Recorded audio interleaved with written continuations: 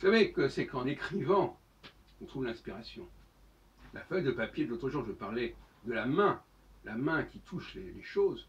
Eh bien, la page blanche, ou même le clavier, pour quelqu'un qui est créatif, ça inspire. Et donc, quand vous écrivez, il vous vient des idées. Et l'autre jour, c'est une sorte de révélation, si on peut dire, en cela que je me suis toujours demandé pourquoi les chrétiens voulaient absolument que ce Jésus soit associé au Dieu d'Israël. Et on parle aujourd'hui d'une sorte de binitarité ou un truc comme ça, de binôme. Et on trouve ça dans des références dans Daniel 7, etc. J'en ai déjà parlé.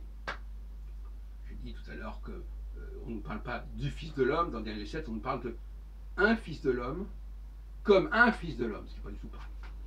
Alors, pourquoi cette stratégie de la part des chrétiens? Tout simplement, pour attirer à eux les Juifs. En disant, notre Dieu Jésus, il est lié, il est parent avec votre Dieu. On va les marier entre eux. On va faire une alliance entre le Dieu d'Israël et le Dieu des païens, Jésus. Alors, au départ, Jésus était juif, mais il a été récupéré, il a été transformé, il a été instrumentalisé par Rome, etc. Et donc finalement, il est le Dieu des païens, avec une jeunesse complexe. Il est passé du stade d'envoyé à Messie, voilà, bon, il y a des tas de trucs, il y a des métamorphoses successives.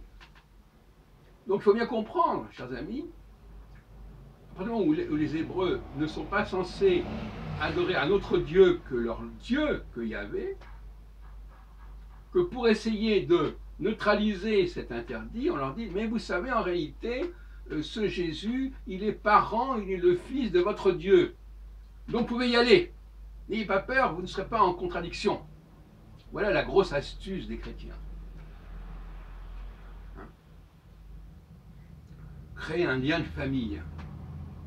Hier, j'ai vu un film, justement, qui était tourné en 1942, Le Capitaine Fracasse.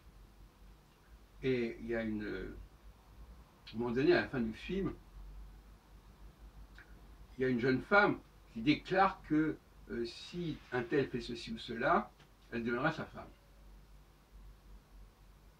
Et pour empêcher cela, l'histoire, c'est d'ailleurs un film, un roman de Théophile Gautier, nous raconte qu'on découvre que cette femme qui s'était promise à cet homme, elle est sa sœur. Donc comme elle est sa sœur, elle ne peut pas. Ben, c'est exactement le raisonnement inverse. Soit, je dis, on ne peut pas, mais si on peut, parce ça fait partie du même ensemble. Ou alors on peut, mais non, on ne peut pas, puisque ce serait un inceste. Voyez-vous. Donc ce sont des astuces comme ça qui permettent une sorte de deus ex machina. Au dernier moment, on vous explique qu'en réalité, un tel est le fils de l'autre. Et que ça ouvre des possibilités où au contraire ça les ferme. Bon, c'est un peu gros comme ça, s'il vous plaît. Donc voilà mon explication désormais.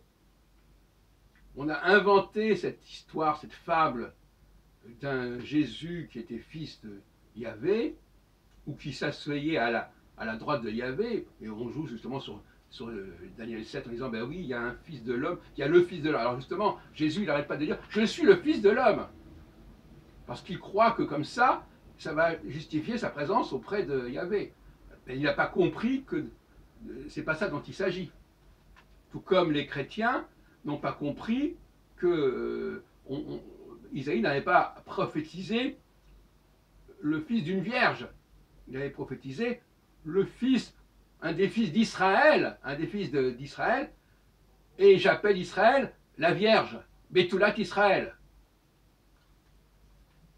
De même qu'à la limite, quand je dis un fils d'homme, eh ben c'est un fils d'homme parmi d'autres, parmi tant d'autres. Voilà donc un certain nombre de stratagèmes que je voulais désamorcer avec vous.